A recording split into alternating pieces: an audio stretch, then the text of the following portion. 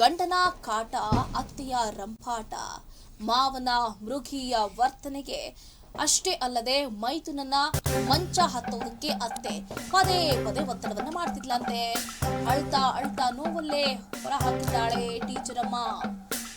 ಕರುಳು ಹಿಂಡುವಂತಿದೆ ಉಪನ್ಯಾಸಕಿಯ ಬದುಕು. ಅತ್ತೆ ಮನದಲ್ಲಿ ರೌರವ ನರಕ ಅನುಭವಿಸಿದಳು. ಗಂಡನ ಮುಂದೆಯೇ ಸೊಸೆಗೆ ಇನ್ನಿಲ್ಲದ ಟಾರ್ಚರ್. ಸೈಟು ದುಡ್ಡು ತಂದು ಕೊಟ್ರೆ ಮಾತ್ರ ಸಂಸಾರ, ಇಲ್ಲ ಅಂತಂದ್ರೆ ನಿನಗಿದೆ ಗ್ರಹಚಾರ ಅನ್ನೋ ರೀತಿಯಲ್ಲಿ ವರ್ತನೆ ಮಾಡ್ತಿದ್ರು. ಊಟದಲ್ಲಿ ವಿಷ ಹಾಕಿ ಸೊಸೆಗೆ ಕೊಟ್ಟಿದ್ದರಂತೆ ನೀಚರು. ಗಂಡನ ಕಾಟ, ಅತ್ತಿಯ ರಂಪಾಟ, ಮಾವ ರಾಕ್ಷಸ. ಮೈದುನನ ಜೊತೆಯಲ್ಲಿ ಮಂಚ ಹತ್ತೋದಕ್ಕೆ ಅತ್ತೆ ಮಾವ ಒತ್ತಡವನ್ನ ಹೇರ್ತಾ ಇದ್ರಂತೆ. ಏನ್ ಕಾಲ ಬಂತೋ ಏನೋ ಗೊತ್ತಿಲ್ಲ ಚಂದ್ರಕಲಾ. ನಾವು ಒಂದ್ ಹೆಣ್ಣ ಕೊಡ್ತಾ ಇದೀವಿ ಅಂತಂದ್ರೆ 100 ಬಾರಿ ಯೋಚನೆ ಮಾಡಿ ಕೊಡ್ಬೇಕಾಗತ್ತೆ. ಯಾಕಂತಂದ್ರೆ ಫಸ್ಟ್ ಚೆನ್ನಾಗೇ ಇರ್ತಾರೆ, ಆಮೇಲೆ ಗೊತ್ತಾಗತ್ತೆ ಅವರ ಮುಖವಾಡ ಹೇಗಿದೆ, ಏನ್ ಮಾಡ್ತಾರೆ. ಪಾಪ ಆ ಉಪನ್ಯಾಸಕ್ಕೆ ಇಷ್ಟರ ಮಟ್ಟಿಗೆ ನೊಂದ್ಕೊಂಡ್ಬಿಟ್ಟಿದ್ಲು ಅಂತಂದ್ರೆ ಹೇಳಬಾರ್ದು, ಅಷ್ಟರ ಮಟ್ಟಿಗೆ ಆಕೆ ನೊಂದ್ಕೊಂಡ್ಬಿಟ್ಟಿದ್ಲು. ಈಗ ಫೈನಲಿ ಆಕೆಗೆ ಸೈಡ್ ತಗೊಂಡ್ ಬಂದ್ಕೊಡು, ಡೌರಿ ತಂದ್ಕೊಡು. ಹೌದು, ಬಹಳ ಬೇಜಾರಾಗುತ್ತೆ. ನಾವು ಕೂಡ ಹೆಣ್ಣು ಮಕ್ಕಳು ಯಾವ ರೀತಿ ಮುಂದೆ ಈಗ ಮದುವೆ ಅಂದ್ರೇನೆ ಭಯ ಆಗುವಂತ ಪರಿಸ್ಥಿತಿ ಬಂದ್ಬಿಟ್ಟಿದೆ. ಯಾಕಂದ್ರೆ ನೋಡಿ, ಇತ್ತೀಚಿನ ದಿನಗಳಲ್ಲಿ ಆಗ್ತಾ ಇರುವಂತಹ ಘಟನೆಗಳೇ ಆಗಿದೆ. ಗಂಡ ಮದುವೆ ಆದ ನಂತರ ಬದಲಾಗ್ತಾರೆ, ಗಂಡನ ಮನೆಯವರು ಟಾರ್ಚರ್ ಕೊಡ್ತಾರೆ. ಇನ್ನು ಕೆಲವರು ಹೆಂಗೆ ಅಂತಂದ್ರೆ ಯಾರ್ ನಂಬೋದು ಯಾರನ್ನ ಬಿಡೋದು. ಸೊಸೆ ಅಂದ್ರೆ ಅತ್ತೆ ಮಾವನಿಗೆ ಟಾರ್ಚರ್ ಕೊಡ್ತಾರೆ, ಗಂಡನಿಗೆ ಟಾರ್ಚರ್ ಕೊಡ್ತಾರೆ.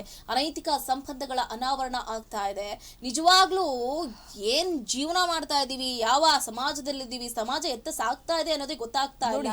ಬಟ್ ಇಲ್ಲಿ ಮೈದುನನ ಜೊತೆ ಅಂದ್ರೆ ಗಂಡನ ತಮ್ಮನ ಜೊತೆ ಹಾಸಿಗೆ ಹಂಚ್ಕೋ ಅಂತ ಅತ್ತೇನೆ ಹೇಳ್ತಾ ಇದ್ಲಂತೆ. ಅಂತಂದ್ರೆ ಈತ ಎಂತ ಗಂಡ ನೆಕ್ಸ್ಟ್ ಬೇರೆಯವ್ರ ಜೊತೆ ಬಿಟ್ರು ದೇಹ ಹಂಚ್ಕೋಬಹುದು. ಬಟ್ ನೋಡಿ, ಗಂಡನೇ ಇದೆಲ್ಲದಕ್ಕೂ ಹೆಂಗ್ ಕುಮ್ಮಕ್ ಕೊಡ್ತಾ ಇದ್ದ. ಈತ ಒಂದು ಕಡೆ ಆತನಿಗೆ ಪದ ಬಳಕೆನೇ ಇಲ್ಲ ಬಿಡಿ, ಆದ ರೀತಿಯಾದಂತಹ ಪದ ಬಳಕೆಯನ್ನು ಬಳಸಬಹುದು.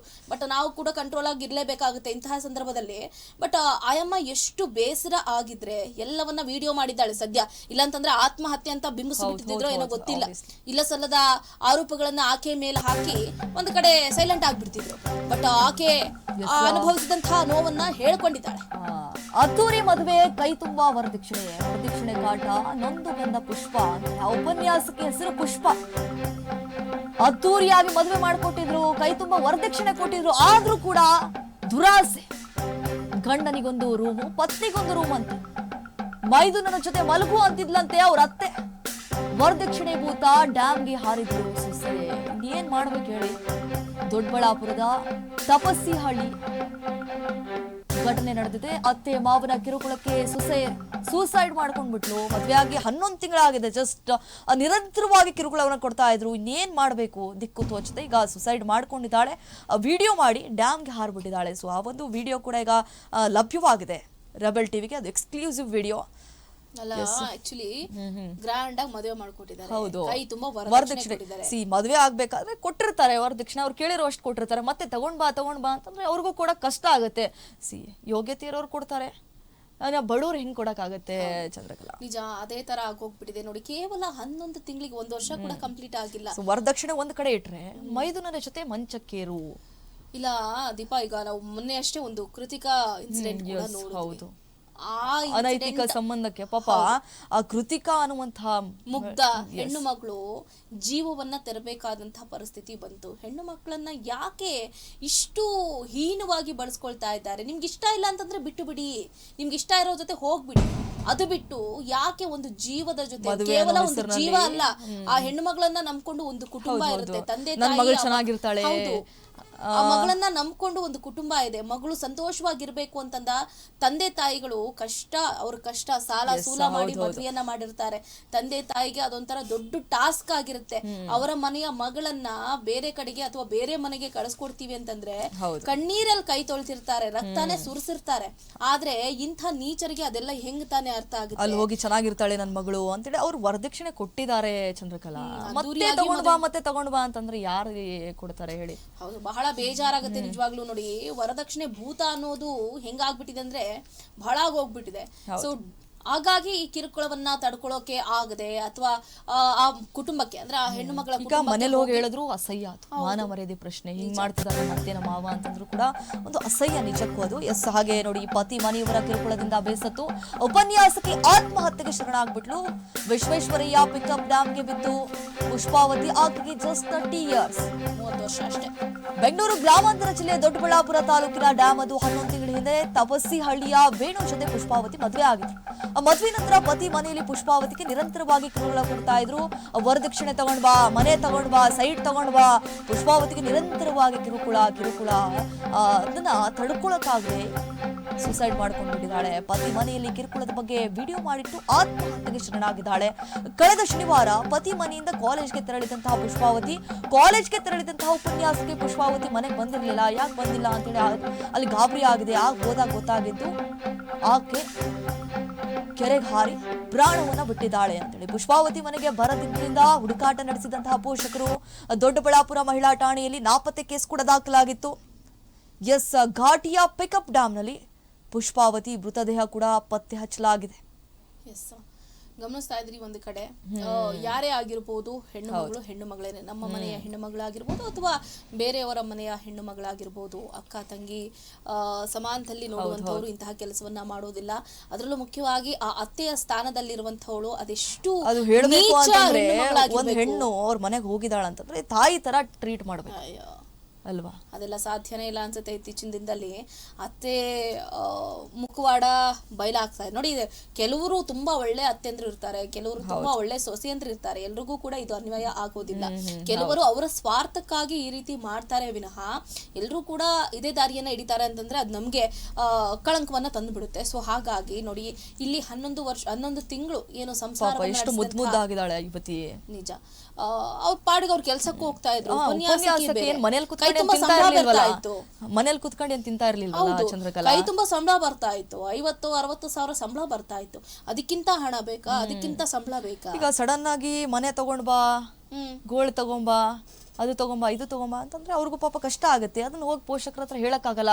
ಮತ್ತೆ ಪೋಷಕರ ಹೇಳಿದ್ರೆ ಅವ್ರಿಗೂ ಟೆನ್ಷನ್ ಆಗುತ್ತೆ. ಒಂದ್ ಕಡೆ ಏನ್ ಗೊತ್ತಾ, ಈಗಿನ ತಂದೆ ತಾಯಿಗಳ ಪರಿಸ್ಥಿತಿ ಹೆಂಗಂದ್ರೆ ಒಂದ್ಸರಿ ನಾವು ಕೊಟ್ಟ ಹೆಣ್ಣು ಕುಲಕ್ಕೆ ಹೊರಗೆ ಅಷ್ಟೇ, ಕೈ ತೊಳ್ಕೊಂಡ್ ಬಿಡ್ತಾರೆ ಅಷ್ಟೇ. ನಮಗೂ ನಿಮ್ಗೂ ಸಂಬಂಧ ಇಲ್ಲ. ನೀನೇನೇ ಮಾಡಿದ್ರು ನಿನ್ನ ಗಂಡನ ಮನೆ ಕಡೆಯವ್ರ ಜೊತೆನೆ ಮಾಡ್ಕೋಬೇಕು, ಅಥವಾ ನಿನ್ನ ಗಂಡನ ಸಮಸ್ಯೆ ನಿನ್ ಸಮಸ್ಯೆ ಅಂತಂದ್ರೆ ಅದ್ ನೀವೇ ಪರಿಹರಿಸ್ಕೋಬೇಕು ಅನ್ನೋಂತ ಮಾತುಗಳನ್ನು ಕೂಡ ಕೆಲವೊಂದಷ್ಟು ತಂದೆ ತಾಯಿಗಳು ಕೊಡ್ತಾ ಇರ್ತಾರೆ. ಸೊ ಹಾಗಾಗಿ ಹೆಣ್ಣು ಮಕ್ಕಳಿಗೆ ಬೇಜಾರು ಕೂಡ ಆಗ್ತಾ ಇರುತ್ತೆ. ಇನ್ನು ನೋಡಿ, ಮೃತದೇಹವನ್ನ ಕಂಡು ಪೊಲೀಸರಿಗೆ ಮಾಹಿತಿಯನ್ನ ಕೊಟ್ಟಿರ್ತಾರೆ. ಆ ಸಂದರ್ಭದಲ್ಲಿ ಸಾರ್ವಜನಿಕರು ಏನೋ ಪಿಕಪ್ ಡ್ಯಾಮ್ ನಿಂದ ಶವವನ್ನ ಹೊರತೆಗೆದು ಪರಿಶೀಲನೆಯನ್ನ ಮಾಡಿದ್ದಾರೆ. ಈಗಾಗಲೇ ಪೊಲೀಸರು ನನ್ನ ಸಾವಿಗೆ ಅತ್ತೆ ಮಾವ ಗಂಡ ಮೈದುನನ ಕಿರುಕುಳವೇ ಕಾರಣನಪ್ಪ, ಇನ್ಯಾರು ಕಾರಣ ಅಲ್ಲ, ಗಂಡನ ಮನೆ ಎದುರೇ ಶವ ಸಂಸ್ಕಾರ ಮಾಡುವಂತೆ ವಿಡಿಯೋ ರೆಕಾರ್ಡ್ ಕೂಡ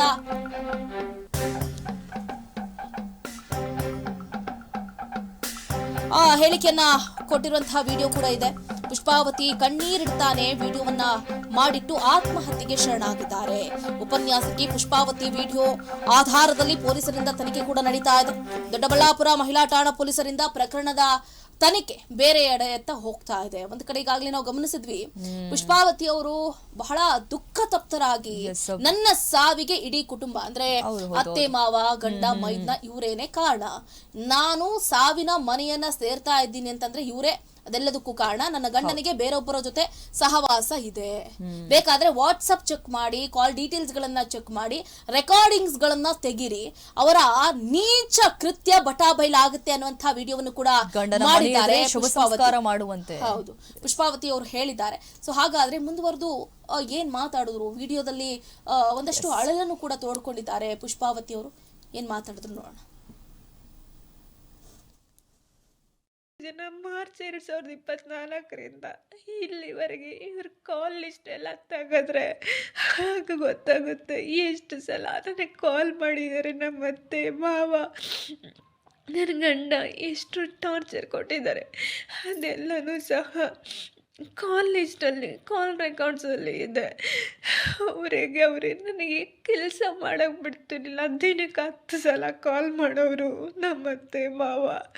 ನಿಮ್ಮ ಮನೆಯವ್ರ ಹತ್ರ ಮಾತಾಡಬೇಕು, ಇಲ್ಲ ನಾವು ಸುತ್ತೋಗ್ತೇವೆ ಪ್ರತಿ ಸಲ ಅಂತ ಹೇಳಿದ್ರು. ಅವ್ರ ಕಾಲ್ ಲಿಸ್ಟ್ ತೆಗೆದು ನನ್ನ ಹತ್ರ ಇರೋ ಸಾಕ್ಷಿನೆಲ್ಲ ಫೋನ್ ಫ್ಲ್ಯಾಶ್ ಮಾಡಿಸಿ ನನ್ನ ಹತ್ರ ಇರೋಂಥ ಸಾಕ್ಷಿ ಎಲ್ಲ ಹೋಗಿಸ್ಬಿಟ್ರು. ನಾನು ಏನನ್ನ ಸತ್ತು ಹೋದ್ರೆ ನಮ್ಮ ಮನೆಯವ್ರಿಗೆ ಹೇಳೋದಿಷ್ಟೇ, ನಮ್ಮಮ್ಮ ಅಪ್ಪ ನಮ್ಮ ಅಕ್ಕ ನಮ್ಮ ಮಾಮ ಅವ್ರಿಗೆ ಹೇಳೋದಿಷ್ಟೇ, ನಾನೇನನ್ನ ಸತ್ತು ಹೋದ್ರೆ ನನ್ನ ಹೆಣನ ನನ್ನ ಗಂಡನ ಮನೆಯಲ್ಲೇ ಉಣ್ಬೇಕು, ಅಲ್ಲೇ ಗುಂಡಿ ತೋಡಿ ಉಣ್ಬೇಕು, ನನ್ನ ಹೆಣ ನನ್ನ ಗಂಡನ ಮನೆಯಲ್ಲೇ ಉಣ್ಬೇಕು, ನಾನು ಮಲ್ಕೊಂತಿದ್ದ ರೂಮಲ್ಲೇ ಉಣ್ಬೇಕು, ನನ್ನ ಸಾವು ನನ್ನ ಗಂಡನ ತೋಡೆ ಮೇಲೆ ಹೋಗಬೇಕು ಅಂತ ಆಸೆ ಇತ್ತು. ಆದರೆ ಆಸೆನೂ ಇರಲಿಲ್ಲ. ಅವರೇ ನನ್ನ ಸಾಯಿಸೋಕೆ ಪ್ಲ್ಯಾನ್ ಮಾಡಿದರು. ಈಗ ಅವರೇ ಹೇಳಿದ್ರು, ನೀನೇ ಸತ್ತೋಗ್ತಾ ಇದ್ದೀನಿ, ಇಲ್ಲಾಂದರೆ ನಮ್ಮ ಮೇಲೆ ಬರುತ್ತೆ, ನೀನೇ ಸತ್ತೋಗ್ತಾ ಇದ್ದೀನಿ ಅಂತ ಹೇಳಬೇಕು ಅಂತ ಹೇಳಿದ್ರು. ನನಗೆ ಕೊಟ್ಟಿರುವಂಥ ಹಿಂಸೆ ಒಂದೊಂದಲ್ಲ, ನಾನು ನೋಡಿರೋ ನರಕ ಒಂದೊಂದಲ್ಲ. ಊಟಕ್ಕೇ ವಿಷ ಹಾಕಕ್ಕೆ ಹೋಗಿದ್ರು, ಅದಕ್ಕೆ ಊಟನೂ ಸಹ ನಾನು ಮಾಡಲಿಲ್ಲ 15 ದಿನ. ಅದಾದಮೇಲೆ ನಾನು ಅಡುಗೆ ಮಾಡಿದ್ರೆ ಮಾತ್ರ ನಾನು ಊಟ ಮಾಡ್ತಿದ್ದೆ, ಅದು ತಿಂತಿರಲಿಲ್ಲ. ಅವ್ರು ನನ್ನ ಸಾಯಿಸೋ ಪ್ರಯತ್ನನೂ ಸಹ ಮಾಡಿದರು. ಇಷ್ಟೆಲ್ಲ ಆದಮೇಲೆ ಸಮಾಜದಲ್ಲಿ ಇಷ್ಟೆಲ್ಲ ಎಲ್ಲರೂ ನನ್ನ ಜೀವನ, ನನ್ನ ಸ್ಟೂಡೆಂಟ್ಸು, ನಮ್ಮ ಕೊಲೀಗ್ಸು, ಇಲ್ಲಿ ನಮ್ಮ ಮನೆಯವ್ರಿಗೆ ಎಲ್ಲರೂ ಆಡ್ಕೊಳ್ಳೋ ಥರ ಆಗೋಯ್ತು, ಎಲ್ಲರೂ ನಗೋ ಥರ ಆಗೋಯ್ತು ನನ್ನ ಜೀವನ. ಮಾಡಿರೋ ತಪ್ಪಾದರೂ ಏನು, ಎಲ್ಲ ಮೋಸ ಮಾಡಿ ವರದಕ್ಷಿಣೆಗೋಸ್ಕರ ಮೋಸ ಮಾಡಿ ಬ್ಲಾಕ್ ಮೇಲ್ ಮಾಡಿ ಮದುವೆ ಮಾಡಿಕೊಂಡು ಇವಾಗ ನನ್ನ ಗಂಡ ಇನ್ನೂ 2ನೇ ಮದುವೆ ಮಾಡ್ಕೊಳ್ಳೋ ಅಂಥ ಪ್ಲ್ಯಾನನ್ನು ಸಹ ಮಾಡಿದ್ರು ನನ್ನ ಗಂಡನ ಮನೆಯವರು. ಸಹ ಆಗಬಾರ್ದು, ನನ್ನ ಸಾವಿಗೂ ನ್ಯಾಯ ಒದಗಿಸ್ಬೇಕು, ನನಗಾಗೋ ಅನ್ಯಾಯ ಬೇರೆ ಹುಡುಗಿಗೂ ಆಗಬಾರ್ದು, ಅಷ್ಟೇ ನಾನು ಎಲ್ಲರ ಹತ್ರ ಕೇಳ್ಕೊಳ್ಳೋದು. ನನ್ನ ಸಾವಿಗೆ ನ್ಯಾಯ ಒದಗಿಸಿ ಸಮಾಜದಲ್ಲಿ ನನ್ನ ಮೇಲೆ ಬಂದಿರೋಂಥ ಕಳಂಕ ಹೋಗಿಸಿ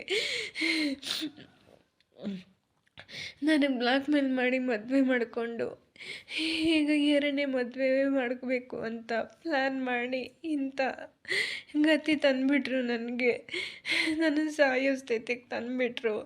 ನಾನು ಯಾವಾಗ ಪ್ರತಿದಿನ ಎಷ್ಟು ನರಕ ಅನುಭವಿಸಿದ್ದೀನಿ.